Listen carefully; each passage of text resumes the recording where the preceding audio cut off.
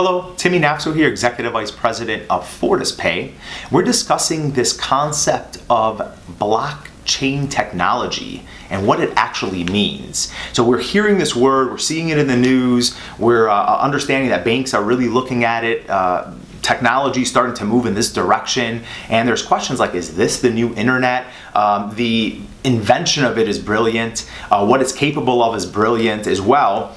And we want to just talk about a watered down version of it. We've heard different types of messages about blockchain, such as it's incorruptible. The system's actually incorruptible. It's a digital ledger that cannot be hacked or altered. In addition to that, it's this auditing ecosystem of digital value, and it's moving every 10 minutes. And a couple different things came to mind when we started to really look at this and started to do some research, but we absolutely believe this is the future. So we have to start paying attention to what it is, how it affects financial institutions, but furthermore, how it affects just the transmission of data and how data is moving around. So through our research, as an example, what we've learned is banks, right, when you go to add money to a bank, move money around, their system locks you out for a small period of time while the money is moving and then opens it back up again. Ultimately, so that two people can't be at two different branches or two different locations depositing money or withdrawing money simultaneously and confusing the system to where too much may come out. So they lock it out as action is happening. Well, blockchain doesn't allow that to happen.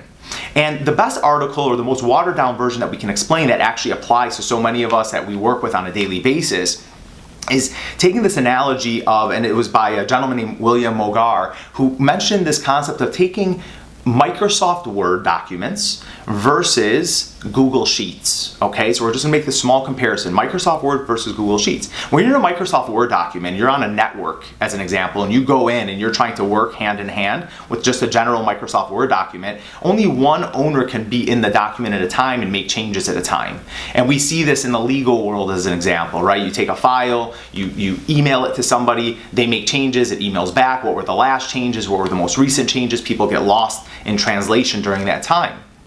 Well, when you go onto a platform like Google Sheets, it's actually this shared environment. So we're able to collectively be on the document, collectively work on the document, right? We may have different colors or whatever it may be, but also in addition to that, you can go see the edits, you can see everything that's happening on the document at all times, allowing a collaboration of work without having to close out or miss anything throughout the process. So it's this alive and well document that is collaborative, essentially.